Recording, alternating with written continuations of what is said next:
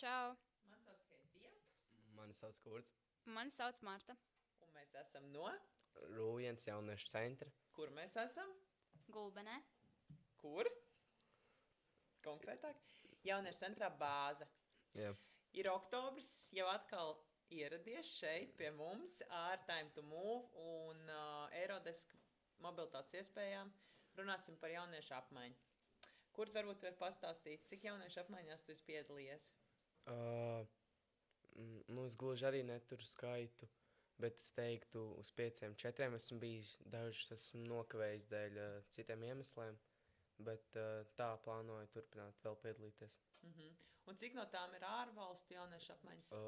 Ārvalstu es biju nesen kā uz Itāliju. Tas ir viens vienīgais šobrīd, bet, protams, ka cerējuši, ka kādreiz atkal būs iespēja kaut kur tikt. Marta, cik jauniešu apmaiņās tu esi piedalīsies? Es arī īsti neturu skaitu, bet man liekas, kaut kādās 5, 6 noteikti. Un ārvalstīs es esmu bijusi projektā gan Turcijā, gan Itālijā, un tie pagaidām ir vienīgie.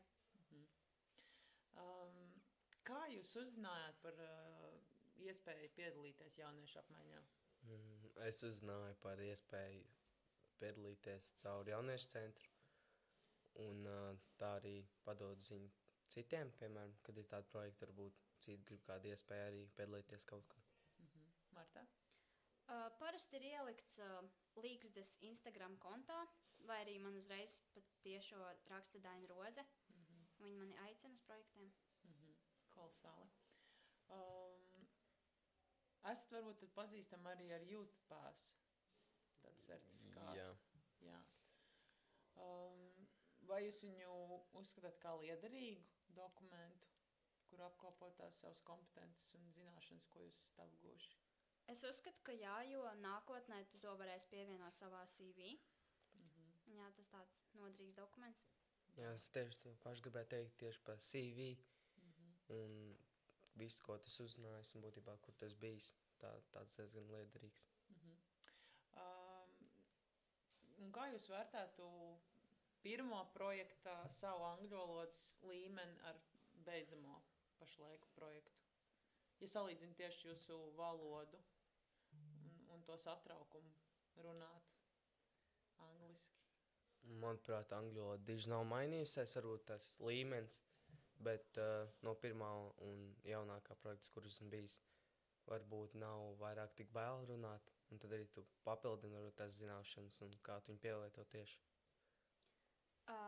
Man angļu valoda ir vēl joprojām laba, man īsti nekas nemainījās, bet pirmajā projektā, kurā es biju, man liekas, es biju tāda kautrīga, bet tagad es esmu ļoti atvērta un es varu sākt runāt ar katru pirmo cilvēku, kuru satieku.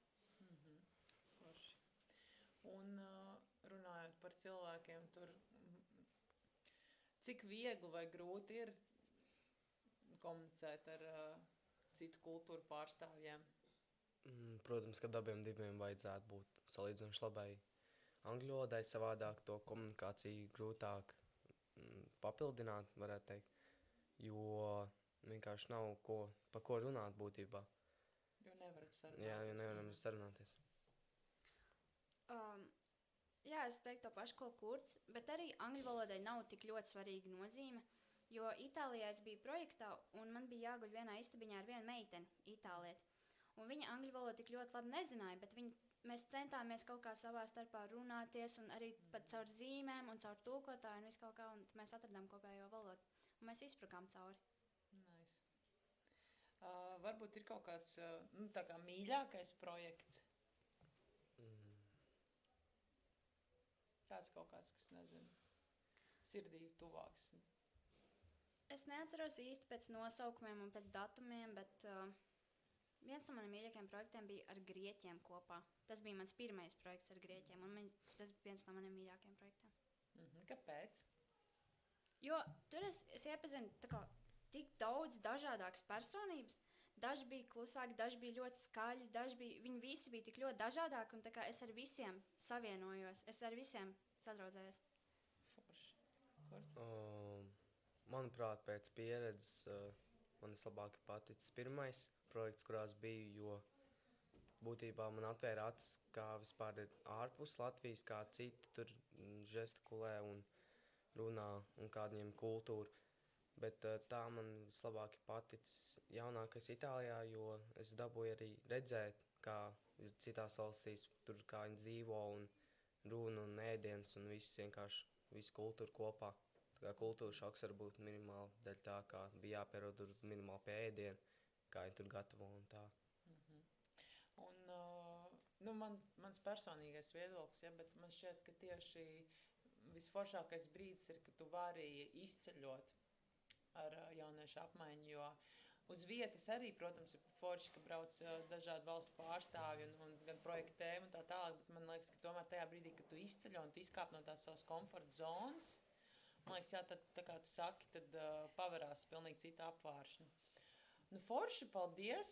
Es ceru, ka jums būs ļoti daudz un dažādi projekti nākotnē. Varbūt jūs esat domājuši arī par brīvprātīgo darbu. Ir kaut kādas idejas, ko jūs gribētu darīt, ka jūs sasniegsiet 18 gadus?